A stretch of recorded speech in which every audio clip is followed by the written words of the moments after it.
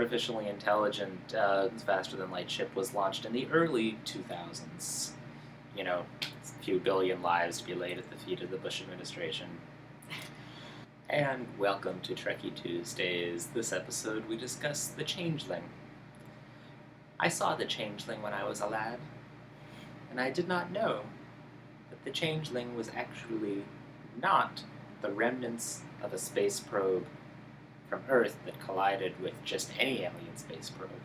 But this was clearly the remnants of an Earth space probe that collided with a Dalek.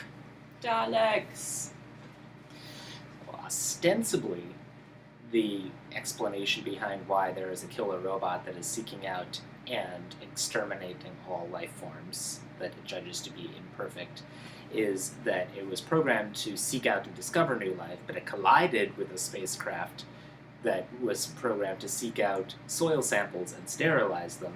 And so, because that's totally how computer programs work, they combined into one that was seeking out and destroying all life. But what it actually is this pepper pot looking thing that, extrudes a suction cup thing to interact with the world.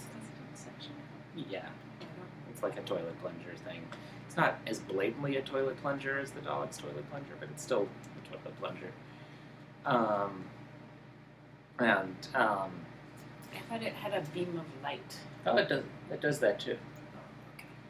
Oh, okay. It slices, it dices. It's a Swiss Army killer robot.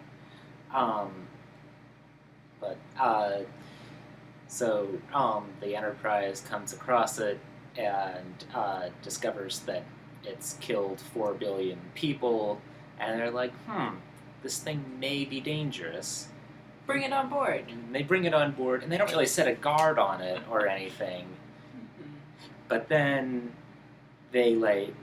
something gives them a hint that this thing that killed 4 billion people and almost destroyed the Enterprise might be dangerous, but by that time they've already lost track of it. It's wandering around the ship, wreaking havoc.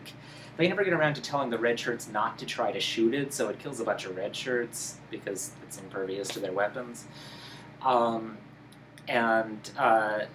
It wipes Uhura's mind irreversibly. But she quickly learns all that she ever needed to learn. They teach her everything she needs to know. In right. An episode, she learns how to read. So, yeah, she's good. That was the one moment I had as a little kid watching Star Trek, going, that's kind of sexist, isn't it? And I don't, I as an adult, I don't even know why they thought that it made sense that you could wipe a person's mind of all knowledge and then teach them everything that they previously knew and they'd be back to normal for the next episode. Is that a sign of contempt for Uhura's character specifically, or is that just really bad writing? Yeah, no one's at all upset by it. They're just good job, Uhura. You're learning to read again. And it's what the this is really sad. Does she have memories? What yes. Does she know how to sing all those songs and that instrument she used to play? Is that gone?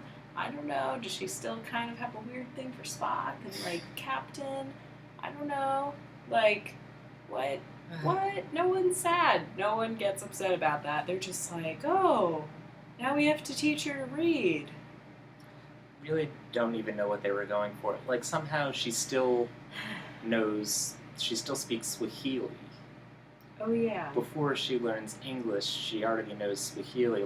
Did they teach that to her first? Or is that just something that goes beyond memory when it's your first language? Or what? Or what? I don't even really want to speculate. Yeah. Yeah. So, beyond that, it's that episode where Kirk encounters an artificial intelligence and talks it into destroying itself. You know the one. The one with Kirk, the artificial intelligence. Scotty does something stupid and gets actually killed this time. So this seems to be a new thing for Scotty, is that he'll go "Rawr!" and then get shot by the omnipotent thing. And then everybody is sad. But here, the omnipotent thing repairs him, and I kind of like that. I like any sci-fi where they're just like, oh, yes, death is something that we don't know how to repair with our current technology, but there's nothing like mystical about it. We'll just put them back together. Um, I am less keen on the fact that like nobody cares about the like droves of red shirts. Scotty too is wearing a red shirt, but he gets a pass. So tune in next week where we'll review more Star Trek. But we didn't look up what the title